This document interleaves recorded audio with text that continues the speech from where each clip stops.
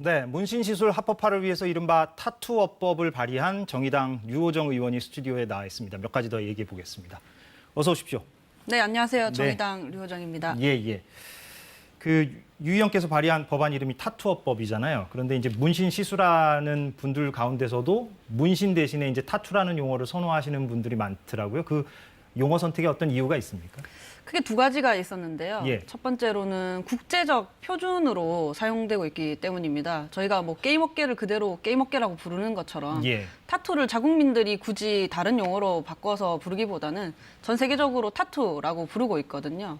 그리고 또 이제 문신이라고 하면 예. 이제 할머니 할아버지들께서 이런 말씀하시는 분들이 계세요.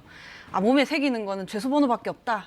그러니까 문신에 대한 어떤 편견이 있는 건데요. 용문신만 이제 떠올린다거나 예. 좀 혐오의 대상으로 본다거나 하는 인식이 있는 거죠. 예. 근데 이 타투업법이라는 게 타투업을 보호하고 육성하기 위한 것인데 이런 두 가지들을 다 고려했을 때 굳이 문신이라는 용어를 고집할 필요가 없다. 당사자들도 타투이스트로 불리기를 원한다라는 점 때문에 타투라고 부르게 되었습니다. 예, 그래서 저희도 오늘 좀 혼용해서 쓰고 있는데 국내에 그러면 이른바 타투이스트 한 몇 명 정도 되는 걸로 집계가 됩니까? 협회에서 추산을 했을 때 24만여 명 정도 된다고 합니다. 20만 굉장히 명이 많은 넘는다? 인구죠. 네. 예, 네. 굉장히 많은 숫자네요. 그럼 그 유 의원 말고도 제가 알기로 이제 민주당의 박주민 의원 그리고 국민의힘 엄태영 의원도 합법화 법안을 낸 것으로 알고 있습니다. 그럼 이 세 개 법안이 뭐 대동소이하다고 봐야 됩니까? 아니면 좀 다른 점이 있습니까? 그렇죠. 우선 타투를 합법화하자라는 측면에서는 이제 비슷하다라고 볼 수 있고요. 예. 이름이 조금씩 다르죠. 국민의힘 엄태영 의원님께서 발의하신 법안은 반영구 화장 문신사법이거든요. 예. 그래서 이런 그림을 그리는 아까 자료화면에서 나왔던 고양이 그림이라든지 이런 부분 빠지고 이런 눈썹이라든지 입술이라든지 그런 반영구 화장에 해당하는 부분만 좀 포함이 되어 있고요. 아, 그림을 그리는 형태는 아니고. 네, 그림 예, 빠져 예. 있고요. 그리고 이제 박주민 의원님이 발의하신 문신사 법안 같은 경우에는 사실 좀 비슷한데 재선 의원님이시잖아요. 그 이전에도 예. 발의를 하셨었고, 그래서 이제 시간이 흐르는 동안 좀 더 이제 업데이트된 법안으로 발의를 할 필요가 있다라고 해서 이제 타투이스트 분들과 이야기를 해서 제가 타투어법을 발의를 하게 된 것이고요. 좀 크게 다른 점은 멸균이라는 개념이 포함됐다는 건데요. 그러니까 유 의원이 발의한 네, 법안에 타투어법에는 예. 멸균이라는 개념이 있는데 예. 타투 기구를 세척, 소독뿐만 아니라 피부에 닿는 거잖아요. 그래서 멸균까지도 해서 보관을 하도록 이렇게 좀 더 안전 부분에선 좀 더 강화를 해서 내놓게 되었습니다. 그것과 이제 연관되는 질문일 것 같긴 한데 이제 아까 앞서 리포트에서도 우리가 봤지만 의료계에서 이제 반대하는 논리 중에 이제 가장 중심적인 것은 감염의 우려가 있다, 건강에 위험 요소가 있을 수 있다 이런 거 아니겠습니까? 여기에 대해서 재반론하신다면 어떻게 하시겠습니까? 그런데 이게 아예 새로운 직업을 만드는 게 아니거든요. 예, 이미 예. 존재하는 부분을 양지화하자라는 거거든요. 저희가 이제 타투를 한 번이라도 시술해 보신 분들, 반영구 눈썹까지 포함해서 추산을 하면 1,300만 명의 국민이 이미 이용을 하고 있습니다. 물론 그거는 이제 그림뿐만 아니라 네, 눈썹이라든가 네. 이런 것까지 다 포함했을 때 얘기죠. 네. 예. 그렇기 때문에 이분들을 음지 영역에 오히려 두는 게 더 위험한 거죠.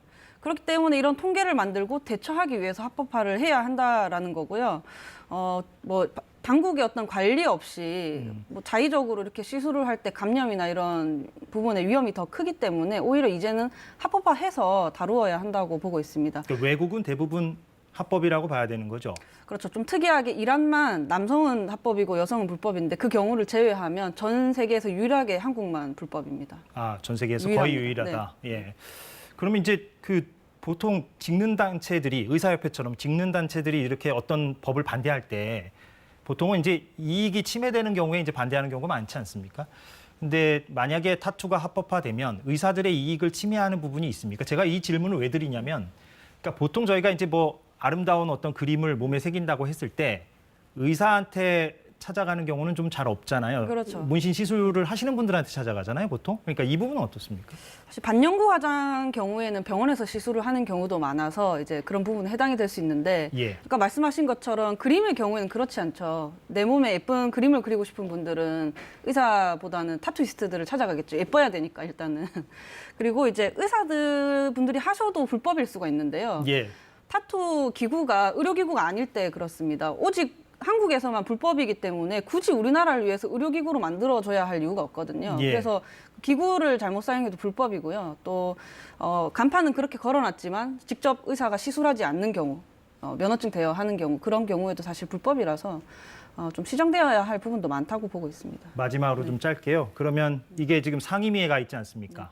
그러면 뭐 박주민 법안이든 유호정 법안이든 간에 본회의 통과가 어떻게 좀 전망이 됩니까? 어떻습니까?